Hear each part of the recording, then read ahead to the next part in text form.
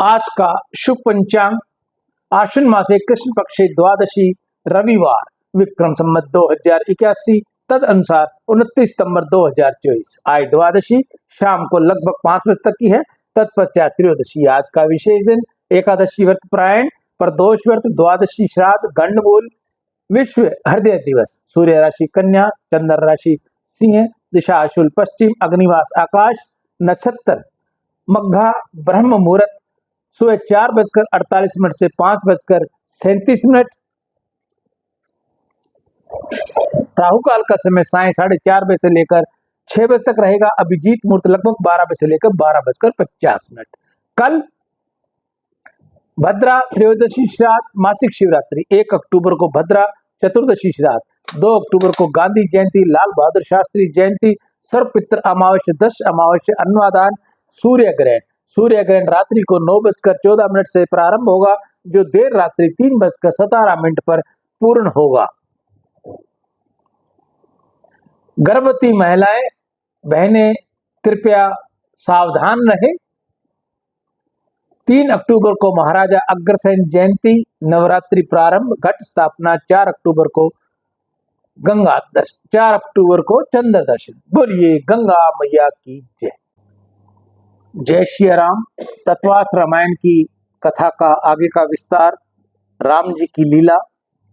कल हमने जटायु राम जी के गोद में अपने प्राण छोड़े थे, वहां प्रसंग छोड़ा था। आज इससे आगे की कथा। जटायु ने मना किया, राम जी की गोद में माथा टेक दिया। राम जी ने दर्शन करते हुए श्री राम बोलते हुए जटायु ने देह छोड़ दी। प्रभु ने कहा कि मेरे लिए इसके प्राणों का बलिदान किया है। उसके पश्चात प्रभु ने जटायु का विधि पूर्ण अंतिम संस्कार किया। लक्ष्मण जी ने जंगल से लकड़ियां लाकर चिता बनाई। प्रभु ने जटायु का अंतिम संस्कार किया और उन्होंने तिलांजलि दी। पशु पक्षियों को भोज्य पदार्थ खिलाकर श्राद्ध किया। ईश्वर के साथ कोई भी संबंध जोड़कर रखोगे तो अंत समय में बहुत काम आएगा। जीव मरते समय संसार का संबंध छोड़ता है, इसलिए बहुत अकुलता है, बहुत तड़पता है। इसको घबराहट होती है कि अब मेरा क्या होगा। परमात्मा के साथ कोई भी संबंध रखा हुआ हो तो मरण सुधर जाता है। मरण का निवारण नहीं हो सकता, परंतु सुधारा तो जा सकता है। ज्ञानी पुरुष मरण को टालने का प्रयत्न करते नहीं, मरण को सुधारने का ही प्रयत्न करते हैं। जिसका मरण सुधरता है उसको फिर से जन्म नहीं लेना पड़ता। मरण को सुधारता है परमात्मा के साथ जोड़ा हुआ संबंध। वैष्णव को मृत्यु का तनिक भी डर नहीं लगता, कारण कि उसका ब्रह्म संबंध है, परमात्मा के साथ संबंध है। वैष्णव जानता है कि मरने के बाद मुझे अपने ठाकुर की नित्य सेवा में जाना है, अपने भगवान के चरणों में जाना है।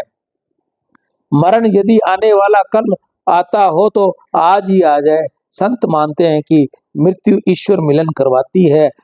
संतों का ईश्वर के साथ पक्का संबंध है। इस जगत के सभी संबंध कच्चा है, झूठा है। आज तक संसार के तो अनेक संबंध किए, वह जीव अनेक जन्मों में कितनी बार पति हुआ, पत्नी हुआ, पिता हुआ, पुत्र हुआ, इसकी कोई गणना नहीं है।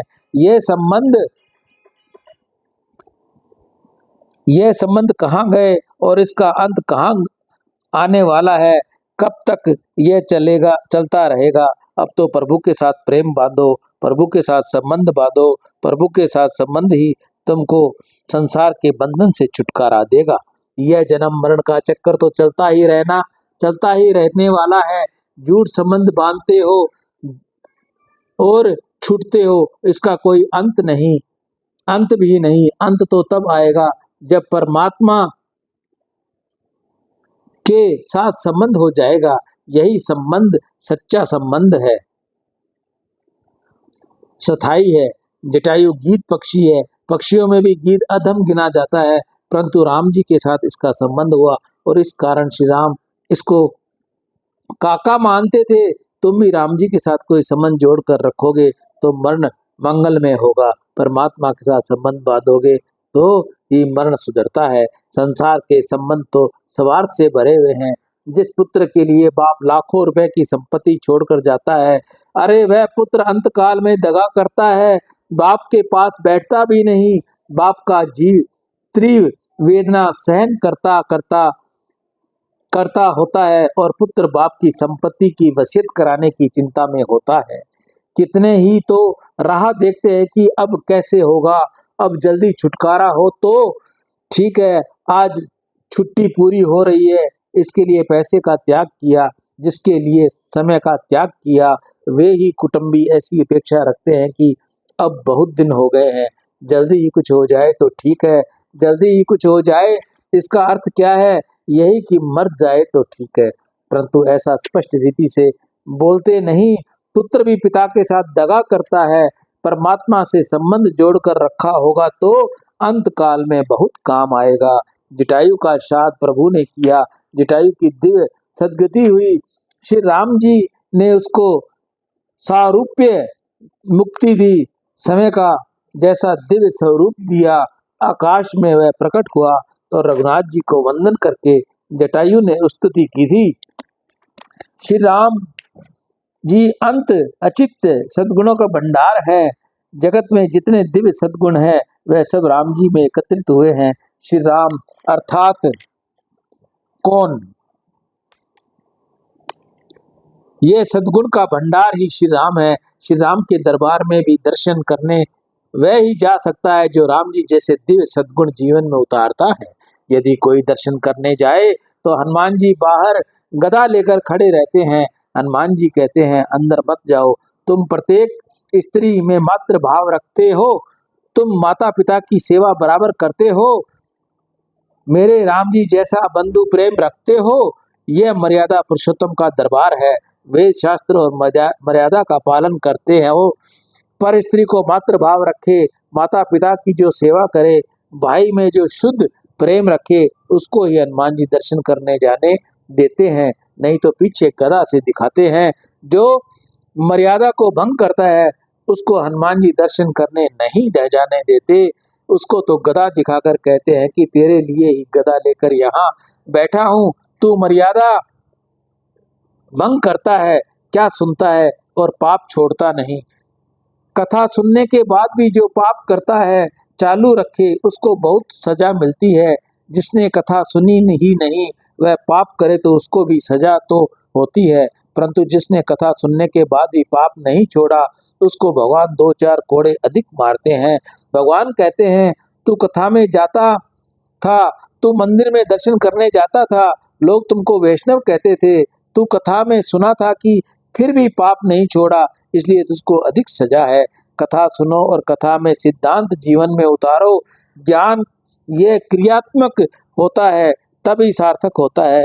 कथा सुनने के बाद अपनी करनी को सुधारो। कथा सुनने के बाद पाप न छूटे तो कथा सुनना किस काम का। कथा सुनने के पश्चात भूतकाल में किए पापों का पश्चाताप होना चाहिए, स्वभाव सुधरना चाहिए, आगे कोई पाप न किया जाए ऐसी निश्चय होना चाहिए और हृदय में प्रभु प्रेम जागना चाहिए। कथा सुनने के पश्चात नए जीवन का प्रारंभ होना चाहिए। जो ऐसा नहीं करते उसको अधिक सजा मिलती है। हनुमान जी महाराज प्रत्येक पापकर्ता को सजा कराते हैं। हनुमान जी को किसी से डर लगता है क्या? इसलिए गदा हाथ में रखते हैं। अरे हनुमान जी तो पापियों को सजा के लिए गदा रखते हैं। जटायु ने कहा मर्यादा पुरुषोत्तम के दरबार में पूर्ण धर्म मर्यादा का पालन करने वाला ही जा सकता है।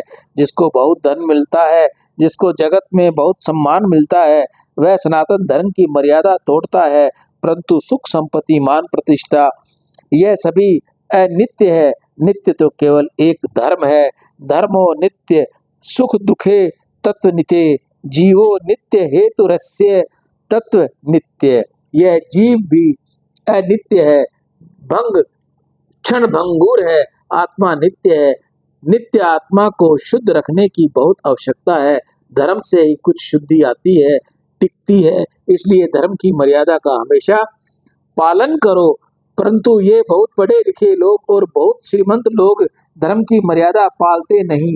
उनको ऐसा लगता है कि संध्या वंदन करने की क्या आवश्यकता है, एकादशी करने की क्या आवश्यकता है। एकादशी अवश्य करना चाहिए। एकादशी के समान कोई श्रेष्ठ पर्व नहीं। अपना सनातन धर्म अतिशय श्रेष्ठ है।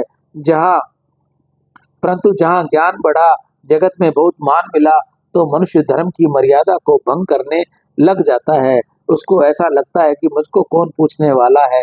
भगवान कहते हैं कि तू ऊपर आ, फिर बताता हूँ। धर्म की मर्यादा पालन के लिए ही ज्ञान है, धर्म की मर्यादा में रहने के लिए ही धन है। श्रीमत होकर, ज्ञानी होकर धर्म की मर्यादा को भंग करे, उसे भगवान बहुत सजा देते हैं। परमात्मा को धर्म अतिशय प्रिय है, धर्म के लिए ही ईश्वर जगत में आते हैं। धर्म संस्थापनार्थाय संभवामि युगे युगे। कितने ही लोग भक्ति का थोड़ा नाटक करते हैं और पुस्तक पढ़कर ज्ञान की कुछ थोड़ी बातें भी करते हैं, परंतु धर्म पालते नहीं, भक्ति नहीं, धर्म विरुद्ध हो। ज्ञान यदि धर्माकुल न हो तो ऐसी ज्ञान भक्ति सफल नहीं है।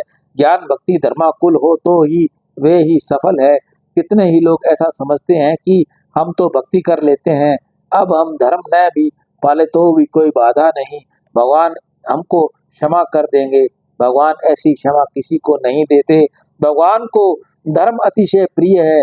अरे धर्म के लिए तो प्रभु ने भी अत्यंत दुख सहन किए हैं। दुख सहन करने के भी सधर्म का पालन करो। आजकल कितने ही लोगों को मस्तक पर तिलक करने में शर्म आती है। शास्त्र में ऐसा लिखा है कि जिसके मस्तक पर तिलक नहीं है उसका मुंह देखने से अपशुगुन होता है। जिसके मस्तक पर तिलक नहीं है, उसके गले में तुलसी कंठी नहीं है, रुद्राक्ष की माला नहीं है, उसका मुंह देखना नहीं। अपने सनातन धर्म के ये प्रतीक हैं। मस्तक पर तिलक होना चाहिए, गले में कंठी होनी चाहिए, परंतु ज्ञान बहुत बड़ा, लोग बहुत सुधर गए, इस कारण से यह चला गया। मस्तक पर तिलक करने में शर्म आती है, परंतु पाप करने में तनिक भी शर्म नहीं आती। झूठ बोलते हैं अथवा चुगली करने में शर्म नहीं आती। एकादशी के दिन अनाज खाने में लज्जा नहीं आती, धर्म पालने में लज्जा लगती है। तुम अधिक भक्ति न करो तो बाधा नहीं, परंतु बने वहां तक सब धर्म के पालन करने का आग्रह करो। अपना धर्म अतिशय श्रेष्ठ है। श्री मर्यादा पुरुषोत्तम राम जो धर्म की मर्यादा को भंग करते हैं वे परमात्मा को तनिक भी सुहाते नहीं। जटायु ने राम जी की बहुत सुंदर स्तुति की। जटायु को प्रभु ने दिव्य गति दी। जटायु का श्री रामचंद्र ने उद्धार किया। शिवजी महाराज पार्वती को कथा सुनाते हैं कि देवी जटायु जैसे हीन पक्षी राम जी के चरणों में कैसा प्रेम रखता है। जीव परमात्मा के साथ प्रेम न करे तो इसका बहुत पतन होता है। ऐसा जीव बहुत अभागा है। प्रभु के साथ प्रेम करे तो जीव का बहुत कल्याण होता है। हीन पक्षी जटायु को भी प्रभु ने